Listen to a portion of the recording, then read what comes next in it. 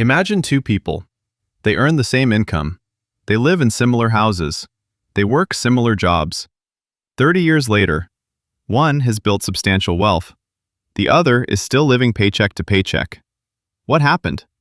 It wasn't luck. It wasn't intelligence. And it probably wasn't their income. It was the decisions they made with their debt. Today, we're looking at one of the biggest obstacles to building wealth, not low income, not a lack of investing knowledge, but consumer debt. Because while investing can help grow your money, consumer debt quietly works to shrink it. Let's start with an important distinction. Not all debt is bad. Some debt can help you build wealth. A mortgage may allow you to purchase a home that increases in value over time. A business loan may help grow a profitable business. Education can increase your earning potential, depending on the circumstances. But today we're talking about a different type of debt: consumer debt. Debt used to buy things that usually lose value over time. Credit cards, car loans, personal loans, buy now, pay later. These debts don't usually produce income. Instead, they create monthly payments that reduce the amount of money you have available to save and invest. Here's why that matters. Every dollar has a job. You can spend it, you can save it, you can invest it, or you can use it to pay interest. When you owe money at a high interest rate, your money is working for the lender instead of working for you. And over time, that can become incredibly expensive. The numbers help explain why. Across many countries, consumer debt has grown rapidly over the past few decades. Millions of people carry balances on credit cards and other short-term loans. And in many cases, the interest rates on these debts are significantly higher than what most long-term investments are expected to return. Think about that for a moment. Many long-term investors hope to earn around 10% per year over long periods by investing in the stock market. There are no guarantees, of course. Some years will be much better. Some years will be much worse. But if you're paying high interest on consumer debt, you're effectively fighting an uphill battle. Before your investments have a chance to grow, high interest debt is already working against you.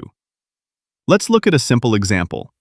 Imagine someone has an $8,000 credit card balance. Instead of paying it off quickly, they only make the minimum repayments. Most people assume every payment significantly reduces the debt. But that's not how it works. A large portion of each payment first goes toward paying interest. Only what's left reduces the amount you actually owe. The following month, interest is charged again. If you continue making only minimum repayments, the debt can take many years to repay, depending on the balance, interest rate, and repayments made. That's exactly how credit card companies make money. Not by people who pay their balance in full every month, but by people who carry debt from one month to the next. Car loans tell a similar story. Now, there's nothing wrong with owning a car. For many people, it's essential. But financing more car than you need can become one of the most expensive financial decisions you make. Unlike many investments, most cars lose value over time. So you may be paying interest on something that's becoming less valuable every year. Then add insurance, registration, fuel, maintenance, tires, repairs. The true cost of owning that vehicle is often much higher than the loan repayment itself. The biggest cost, however, is often invisible. Opportunity cost. Imagine your car payment is $700 every month. Now imagine investing that same $700 every month instead. Over 30 years, assuming an average annual investment return of 10%, that investment could grow to more than $1 million. Not because $700 is an enormous amount of money, but because compound growth has decades to work. Of course, investment returns are never guaranteed. The future could be better or worse than that example. But the principle remains the same. Money that goes toward interest and repayments can't also be invested. Every payment you make today has a future value you're giving up. There's another problem that often goes unnoticed: lifestyle inflation. As people's income increases, their spending often increases too. The pay rise arrives. Then comes the nicer car, the bigger television, the upgraded phone, the more expensive holiday. Before long, they're earning twice as much as they did a decade ago, but they don't feel any wealthier. Because every increase in income has been matched by an increase in monthly payments.